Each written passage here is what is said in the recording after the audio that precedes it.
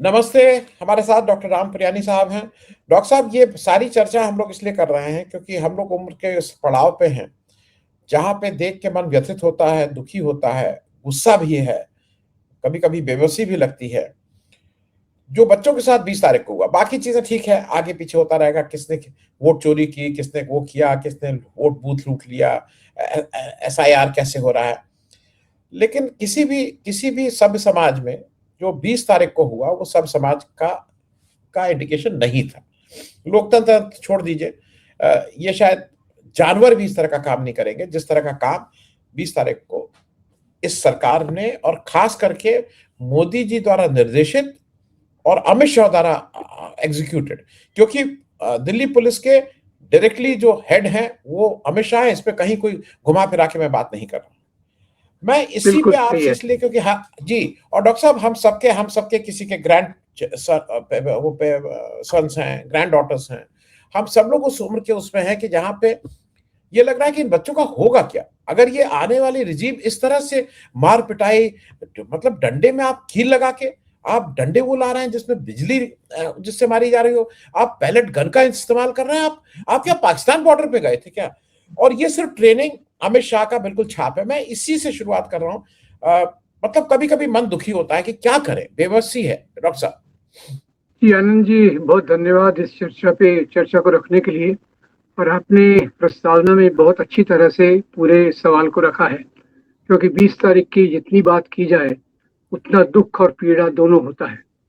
गुस्सा भी आता है, और कई बार गहराई से सोचो तो आंखें भी नम होने लगती है, क्योंकि हमारे जो बच्चे हैं, कल का हमारा भविष्य है, उन पर इस प्रकार से हिंसा करना ये किसी भी कानून में जायज नहीं है।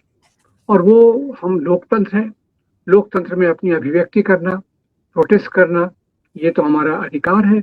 और ये बच्चे जिन चीजों को अभिव्यक्त कर रहे थे, वो सालों की दबी हुई पीड़ा है।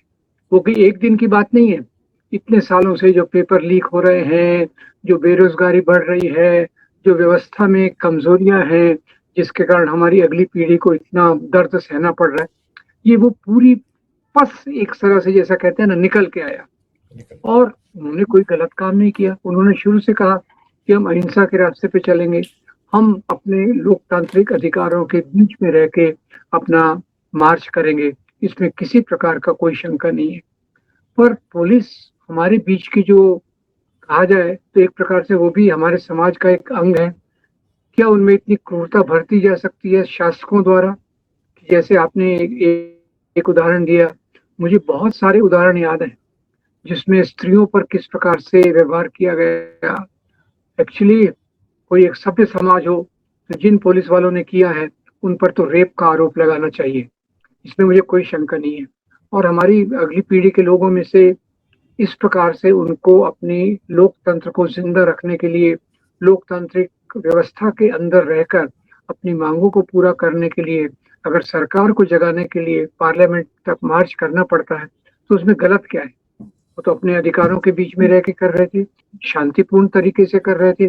पूरा उन्होंने अपनी व्यथा बताई, अपनी बात इतनी दिन से कर रहे थे। और ये भी बात है कि उनकी बात सुनने के लिए सरकार तैयार भी नहीं थी। अब ये देखिए, वो 20 दिन, इतने दिनों से वहां बैठे हैं, एक हफ्ते तक बैठे, फिर उन्होंने जो कहा कि हम इतने दिनों तक अगर नहीं किया तो हम अनशन करेंगे वांगचुक के माध्यम से। तो सवाल ये है कि जो विद्यार्थियों का, मुझे लगता है, बातों को रखने की वो कोशिश कर रहे थे। और पुलिस ने, जैसे आपने कहा, अमित शाह के अंडर में है, प्रधानमंत्री से करीबी जो नीति है, उसके चलते इस प्रकार से दुर्व्यवहार अगर पुलिस अपने नागरिकों के खिलाफ कर सकती है, तो इसमें इससे ज्यादा शर्म की बात एक लोकतंत्र के लिए नहीं हो सकती। मुझे तो लगता है ब्रिटिश काल में भी जो पुलिस थी वो इतनी निर्मम होगी, मुझे नहीं लगता, क्योंकि इन्होंने निर्ममता की पूरी हदें पार करके। जी। डॉक्टर साहब, ये एक हम लोगों को हरदम एक चीज लगती थी, मैं अपनी बात बताता हूँ कि शायद गांधी को, ये जो नई पीढ़ी है जो बिल्कुल यंग इस समय जेंजी जिसको बोल रहे हैं, ये शायद गांधी को बहुत नहीं मानती है, या मानना नहीं बोलेंगे, ये गांधी के बारे में बहुत इंटरेस्ट नहीं है।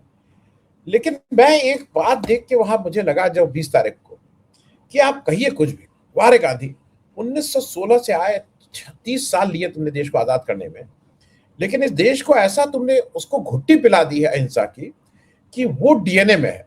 उन बच्चों का जो अहिंसात्मक रवैया था वो दुनिया में कहीं इस तरह से नहीं देखा जा सकता, हाथ भी नहीं उठाया। और वो मेरे हिसाब से केवल जो गांधी की इतनी लंबा समय लगा था उनको देश को आजाद, देश को तैयार किया था, वो शायद हमारे किसी भी भारतीय के डीएनए में है। और जो वो हरकत कर रहे थे वो गोडसे का डीएनए भी सामने दिखाई दे रहा था कि किसके उससे। मैं इस पे भी एक आपकी टिप्पणी चाहूंगा कि गांधी उस दिन दिखा मुझे। देखिए, आपने एक बहुत अच्छी बात को ढूंढ निकाला है। कई बार लगता था कि देश गांधी को भूल गया है और नई पीढ़ी में गांधी के बारे में इतना कुछ नहीं है। पर गांधी ने कुछ जो मूल्य हुए दिए हैं वो मेरे ख्याल से यहाँ के सामाजिक सोच में एकदम गहरे तरीके से चले गए हैं, जिसको आप कह रहे हैं वो डीएनए में है। मतलब जैसे एक अहिंसा का रास्ता, अहिंसा के माध्यम से आंदोलन, ये चीजें ऐसी हैं जो गांधी के साथ शुरुआत हुई। और भले ही लगता था कि लोग गांधी को भूल गए हैं, पर उनके इस मार्ग को लोग भूले नहीं है। और ये जो नई पीढ़ी है ये कर रही है, उनकी इसका भी आधार यही है कि हम बिल्कुल अहिंसा के माध्यम से अपनी प्रोटेस्ट को दर्ज कराएं। और दूसरी बात जो 20 तारीख को हुआ, उससे मुझे एक ही घटना की याद आती है। वो चाइना में टाइनामेन स्क्वायर पे जो हुआ था, तो टाइनामेन स्क्वायर पे जो किया था, वहाँ हजारों लाखों विद्यार्थी थे जो लोकतांत्रिक व्यवस्था के लिए अपने विरोध को दर्ज करा रहे थे। और जिस नृशंसता से, जिस क्रूरता से उन पर आक्रमण किया गया, वो जैसे दुश्मन हो। तो वो मुझे इस पे याद आया कि ये उसी प्रकार का एक काम भारत में हुआ है। जैसे गोडसे की विचारधारा, वो गांधी को नफरत करते थे बहुत सारे कारणों से। एक तो गांधी जो ये सब धर्मों के लोगों का राष्ट्र बनाना चाहते थे, दूसरा गांधी अहिंसक तरीके में मानते थे। इस बात को भूल कर कि गांधी के अहिंसा के रास्ते ने भारत को आजादी दिलाई, उसके बावजूद वो गांधी की अहिंसा से नफरत करते थे। तो आज के शासक भी मुझे लगता है कि ये गोडसे की विचारधारा से तो है ही, हिंदू राष्ट्र की विचारधारा वाले हैं। और वो ये भी विश्वास रखते हैं साम दाम दंड भेद, डायलॉग के बदले। जैसे आपको एक और प्यारी घटना याद दिला दूं, मेरे ख्याल से 1930 के दशक में या 1940 के दशक में गोडसे ने एक बार महात्मा गांधी पर हमला किया पंचगनी में। पंचगनी जो महाराष्ट्र में है, और वहां उसने महात्मा गांधी पे हमला किया। लोगों ने उसको पकड़ा, भिलारे गुरुजी एक थे, उन्होंने उनको पकड़ा और वो उसको पुलिस में देने जा रहे थे। तो गांधी जी ने रोक दिया। गांधी जी ने कहा उसका चाकू उसको वापस लौटा दो, और गोडसे को कहा आपको मुझसे नाराजगी है ना, तो आइए 7 दिन हम साथ साथ मिलकर रहते हैं, और फिर आपकी जो विचार होंगे मैं उसको समझने की कोशिश करूंगा, आप मेरे विचारों को समझने की कोशिश कीजिए। तो ये गांधी का रास्ता था। यहाँ ये छात्रों ने वार्निंग दिया, बात किया कि आप हमारी मांग को मांगो, हमसे डायलॉग करो, बात करो। तो कोई डायलॉग करने के लिए तैयार ही नहीं है दिनों दिन तक। तो गांधी को यहाँ देखिए, उन पे जानलेवा हमला होता है और वो हमलावर को तुरंत कहते हैं भाई इसको सजा मत दो, ये मेरे साथ 1 हफ्ता रहेगा, इसका मैं ऑफर देता हूँ। तो एक जो डायलॉग का तरीका है वो भी सरकार ने छोड़ दिया। उसके बदले गोडसे का रास्ता अपनाया कि नहीं, मुझे तुमसे बात नहीं करना, मुझे जो मर्जी आए वही करना है। तो आनंद जी, ये हमारे भारत के लोकतंत्र पर एक बहुत गहरा धब्बा है। It is a big blot on our democracy. तो इसकी जितनी निंदा की जाए कम है। और जो छात्रों की उचित मांगे हैं उन मांगों पर ख्याल करना चाहिए। और पुलिस ने जो एक्सेसेस की हैं, जास्ती की है, उनके उस पर भी सजा मिलनी चाहिए। किसी को जिम्मेदारी लेना चाहिए कि ये कानून के बाहर जाकर जिस प्रकार से पुलिस ने विद्यार्थियों पर अत्याचार किया है, उसकी भी किसी ने अकाउंटेबिलिटी लेना चाहिए। और ये लोकतंत्र के लिए एकदम जरूरी है इस प्रकार की घटना का फिर से रिपीट ना हो। और ये हम वास्तव में लोकतंत्र को अपने अंदर समाए। और गांधी का जो वो स्पिरिट था गोडसे के बारे में पंचगनी में, कि तुम मुझे मारना चाहते हो, ठीक है, आओ मुझसे डायलॉग करो, 1 हफ्ता मेरे साथ रहो। अब ये है हमारे लोकतंत्र का एक असली तरीका। और जो गांधी जी ने हमें सिखाया, अहिंसा तो हमारे डीएनए में आ गई है, ये आपने बिल्कुल अच्छे से पहचाना। और उसके साथ साथ ये वार्तालाप, वार्तालाप की जो बात गांधी जी ने रखी, तो वार्तालाप की बात भी ये सरकार नहीं मानना चाहती, तो इससे बड़ा निंदनीय काम कुछ नहीं हो सकता। जी, जी।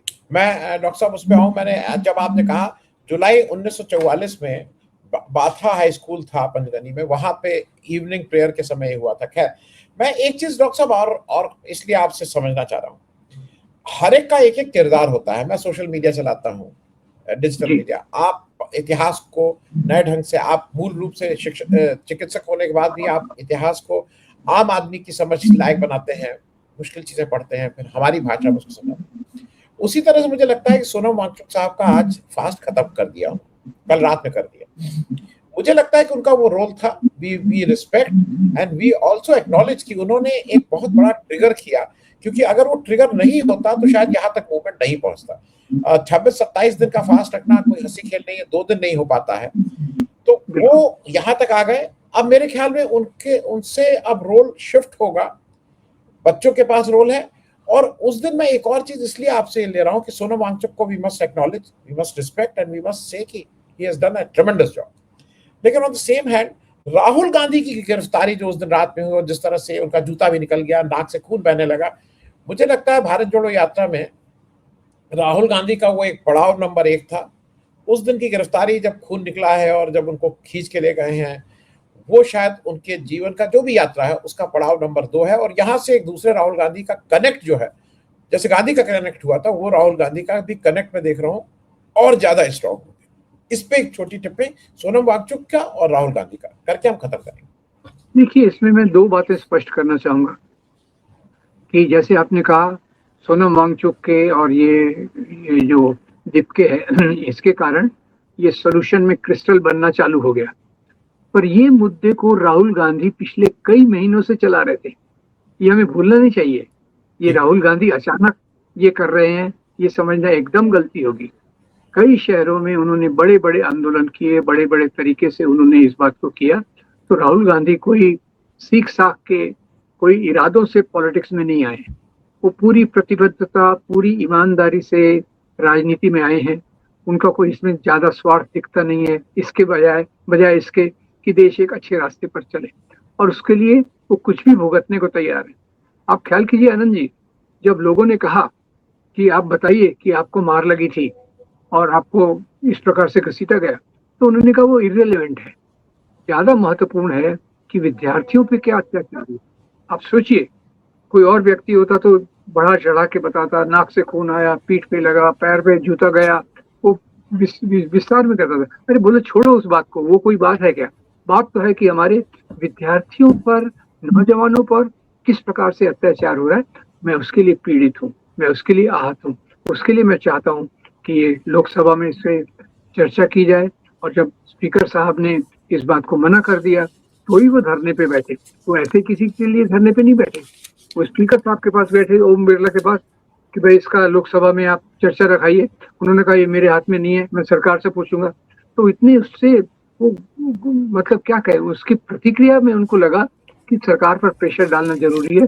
उसके बगैर ये चर्चा भी नहीं करेंगे लोकसभा में कि क्या उन्होंने किया, विद्यार्थियों की मांगे क्या है और क्या होना चाहिए। जी। राहुल गांधी का मैं कद, जी, एक ही मिनट, राहुल गांधी का कद मुझे लगता है कि अभी बहुत ऊंचाई पे है, बहुत ऊंचाई पे है। उन्होंने अपनी ईमानदारी और सच्चाई पूरे तरीके से देश को दिखा दी है। जी। नहीं, और अब लोगों का उन पे विश्वास हो गया है कि ये एक अगर व्यक्ति है, वो विश्वास आज की तारीख में मुझे हिंदुस्तान के किसी भी लीडर, ये मैं किसी को छोटा बड़ा नहीं कह रहा हूँ, सबके अपने अपने रोल हैं। अगर वो भटनागर केन बेतवा का एक बड़ा अनशन कर रहा है, उसको हम लोग नहीं कवर कर पा रहे हैं क्योंकि जो मध्य प्रदेश में अनशन कर रहे हैं केन बेतवा प्रोजेक्ट को लेके। लेकिन मेरा सिर्फ कहना यह है कि राहुल गांधी का कनेक्ट जो आम आदमी से हो गया और उन्होंने जो विश्वास हासिल किया है, ये एक दिन में नहीं होता है। मैं इसी के संबंध में एक अंतिम बात कह के, कल मोदी जी ने एक अजीब सा एक वीडियो जारी किया 3 मिनट का, और वो उसमें कहे कि भाई ये जो मामूली विषय नहीं है और विद्यार्थी अभिभावक को लाखों, उनको 2.5 महीना लगा ये समझने में कि ये मामूली विषय नहीं है। देश के प्रधानमंत्री के पद पे बैठे हुए हैं। मैं एक छोटी टिप्पणी, क्योंकि उन्होंने इससे मुझे लगता है कि मरहम लगाने के बजाय उन छात्रों के साथ मजाक ज्यादा किया है और वो उल्टा पड़ा है उनका ये दांव। डॉक्टर पुनियानी इसी के साथ खत्म करेंगे। आनंद जी, मैं आपसे 100% सहमत हूँ कि आज ज्यादातर लोग ये मानते हैं कि राहुल गांधी उनके दुख और दर्द को समझता है, उनकी भाषा बोलता है, उनके साथ मिलता जुलता है। और जो दोनों यात्राएं रही और पिछले कुछ महीनों से जो आंदोलन कर रहे हैं, वो आंदोलन कोई हाई पेडेस्टल से नहीं करते हैं।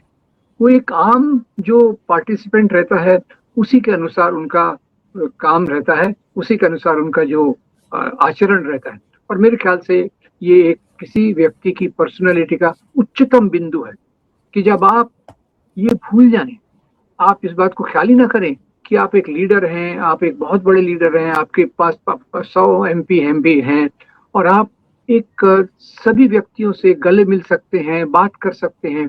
और उनका आचरण देखकर लोगों को हैरानी होती है कि ये राहुल गांधी है। एक्चुअली वास्तव में देखा जाए तो मुझे भी मौका मिला था एक यात्रा में उनके साथ आधा घंटा तक चलने का। तो जिस जिस नम्रता से, विनम्रता से वो किसी से भी मिलते जुलते हैं, तो आज पूरे देश में वो एक नेता है जिस पर सबको विश्वास होने लग गया है। इसमें किसी प्रकार की कोई शंका नहीं होनी चाहिए। बहुत बहुत धन्यवाद डॉक्टर साहब। और उम्मीद यह है कि जो एक रास्ता इन बच्चों ने दिखाया है, वो रास्ता इस देश को, जो भी हम लोग की वो है, वो किसी एक दिशा में, ठीक दिशा की तरफ मोड़ देगा। कोई चुटकी बजाते ही हल नहीं है, लेकिन कम से कम दिशा अगर एक बार ठीक हो जाएगी तो बहुत सी चीजें अपने आप ठीक होने लगेंगी। बहुत बहुत धन्यवाद। Thank you so much doctor साहब। आपका भी धन्यवाद। Thank you. Thank you.